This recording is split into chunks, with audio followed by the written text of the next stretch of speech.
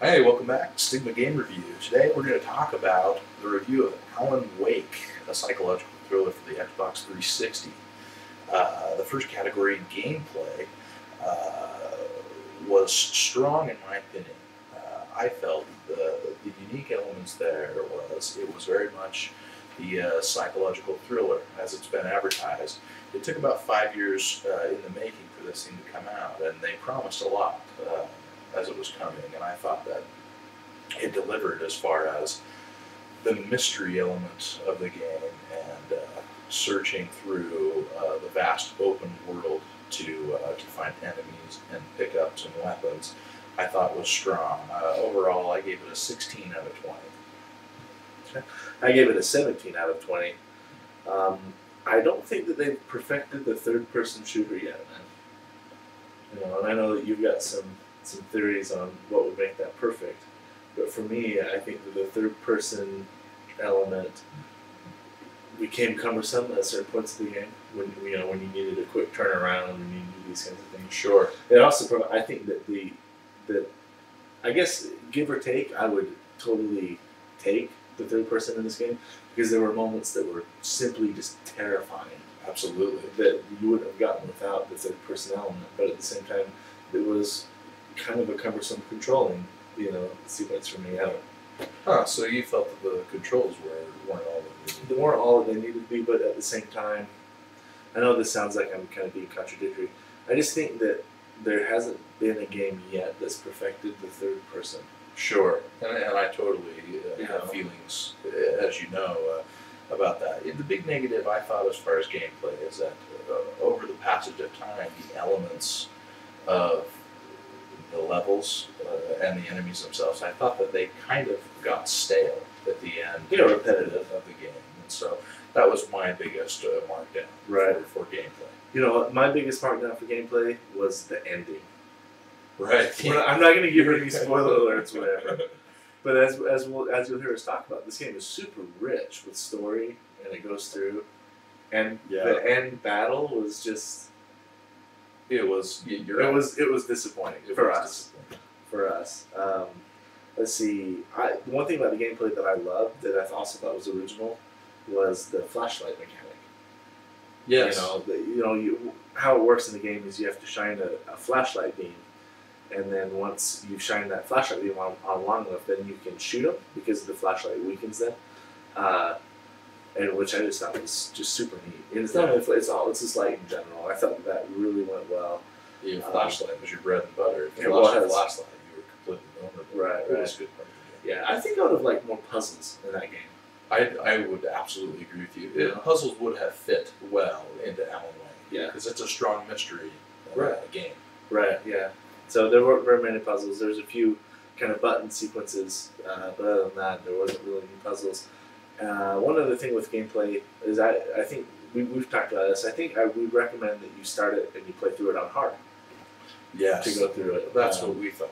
Because we just had the thing about Alan Wake is you lose your ammo supply at the end of each chapter. Then you start a new chapter and you start over with your ammo. Start over with all the things that you've gathered. So we found that out. We tend to be kind of hoarders where we just pick everything and then we have a hard time saying, all right, I'm going to commit this missile to anything, until I find the right boss or whatever. But the cool thing is that in Alan Wake, you kind of feel more compelled to use up your supplies because you know that you're going to lose them just as a gameplay mechanic, which I thought was very smart. Right. Yeah, I agree. So, but even playing on a normal difficulty, I felt like we were constantly full all the time. Yeah, exactly. Of everything. Right. So we'd recommend you play it on hard, just because that way you're going to feel, because it's a psychological thriller, but it's also a survival horror, and it would be a lot more of a survival horror game if you were low on ammo. Right. If you were low on health. Agreed. Absolutely. You go through like that. So again, I gave that a 17. The next category, replay, I gave a 15 on this. I think the biggest appeal, and 15 is better than half. So Absolutely. I mean, it's a good rating. The biggest appeal to me is that you put it back in, as we've both done, and it's still scary. There's always a changing interactive environment. Even when you just progress through a little bit and you get taken out and you go back to the checkpoint, there was a scene that we did this and it scared us because we got to this old windmill or something. That's right. And we, we're crawling this wooden bridge the first time, no problem. And then, I think it was me playing on it, dying, and then I got restarted, and then just jumped up and went across the bridge. And the bridge, shakes, and just things like that are pretty scary. And it's such an open world. Yeah. That there's no way you can explore everything the first time through because it is a survival horror, so you always have to be moving forward, which is just neat on that. So. It's still scary. There's always a changing environment, and then the third is downloadable content, right? Right. So there, those are all positive things for this game for replay value. Right. I think the DLC is a positive thing on many games, and I think that's the biggest thing that it has going for them in this game as far as replay value, which was my lowest markdown. It received a 12 out of 20 in replay. I felt there were a lot of moments that were genuinely very scary. Had me on edge to the point where I needed to take a break from this game. Right. It was rough. I was really happy like when it was daylight outside. Right. Because other than that, I just didn't feel safe, and so sometimes putting that game back in, what kept you going is the mystery. Mm-hmm. And so after that, I think the biggest thing that would keep me coming back to the gameplay is trying to collect all of the pages that kind of foreshadow in those thermoses for people with gamer score fetishes like me. So you do have a problem, and they feed your addiction by the what is it? The screen, the items collected screen. Right. Yeah, they do have like a statistics. Yeah, and you can go and look at every little thing you've done, which is pretty. Right. It's good. So cool. Okay, our next category is market value. And again, the biggest plus here is the free DLC that you have.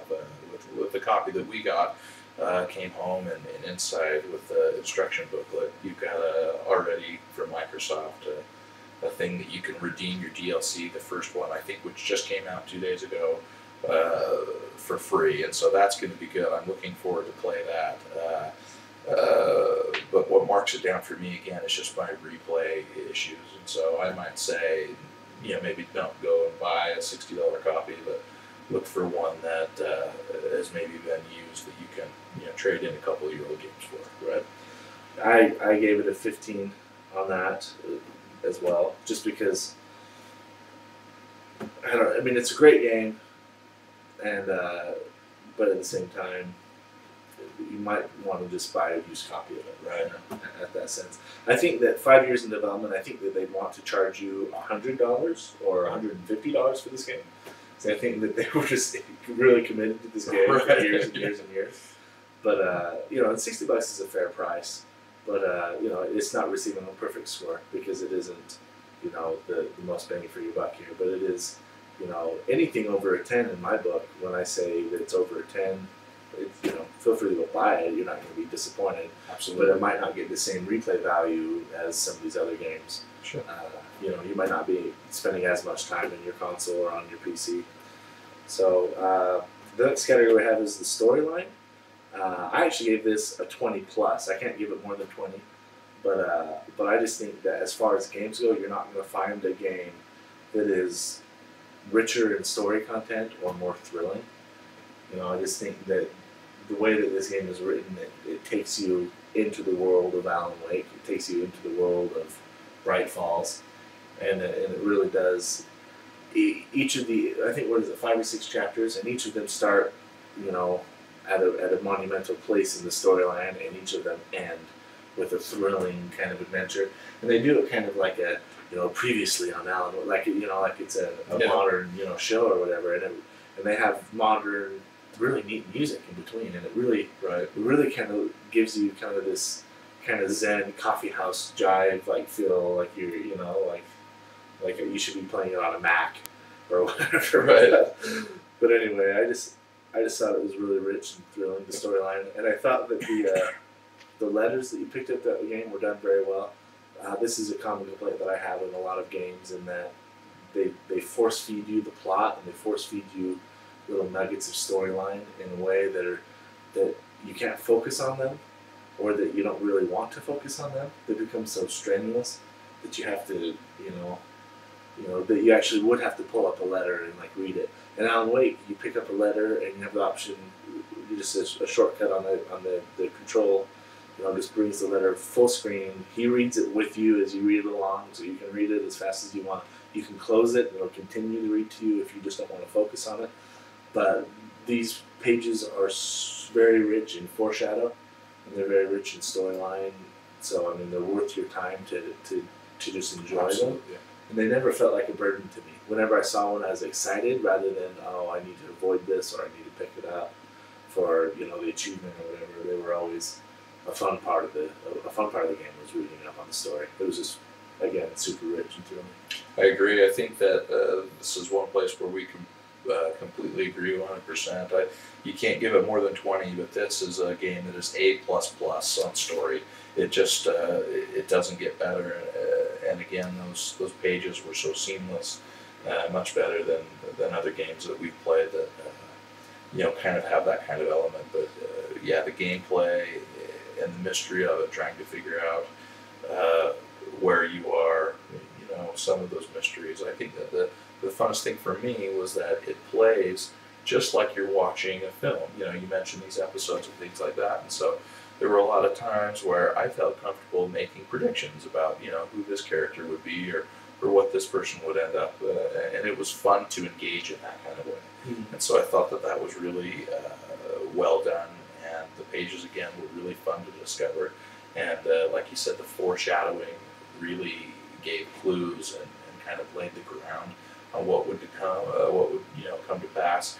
But it was just done in such a way that was so enthralling that it didn't diminish the experience once it got there. It kept you guessing. Right. I mean, it gave you these huge clues, but it could have gone one way or the other. It was like a soap opera. Right. Like we were sitting there just saying, "Oh, I bet this will happen." And, no, she didn't. All this kind of stuff. Right. It's pretty fun. Absolutely. Fun game.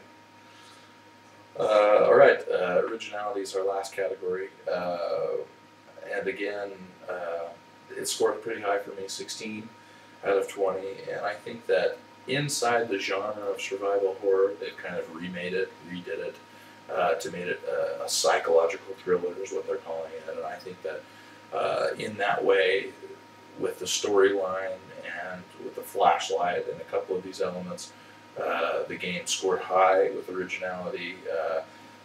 The enemies, the nighttime running through the forest seemed pretty familiar to me, and so it ended up with a 16 in my book, and I thought that it was above average. It didn't feel as original to me. It seemed a lot more familiar to me playing through it. I gave it a 13, which is still better than par, but I think a lot of the levels really could have felt like it was taken right out of like Resident Evil type game. I think that it's still piggybacking on those. I think that there was a few mechanics that were different. I already talked about like the flashlights. I really enjoyed that. Mm-hmm. One of the mechanics that was different and original was setting it apart as like a little mini episode series, made for television drama, or whatever, which was neat. But that was also done in Left 4 Dead. That's true. So I mean, that's a good point. But at the same time, Alan Wake started developing this long before Valve started developing Left 4 Dead. Yep, that's a good point too. So had Alan Wake gotten out, there were a lot of mechanics, a lot of things in the story, a lot of gameplay features that I think were really fun, and were probably originally the creators of this game's idea. But I think that since then we've seen it, been there, played that, been in the dark, had ghosts, had these things. But at the same time, it was still a very worthwhile game, very fun. Sure. To play, for that reason. So, my total score on it was 80 out of 100, and that's a solid game in my opinion. I think that it's at least one that people should go out and at least rent and play through it. But I think you'll get a lot of joy out of it. So. Absolutely. My total score was an 81 out of 100. I think the strongest category here was the storyline, but also a very worthwhile game, and I look forward to playing it again. Yeah, absolutely. Cheers.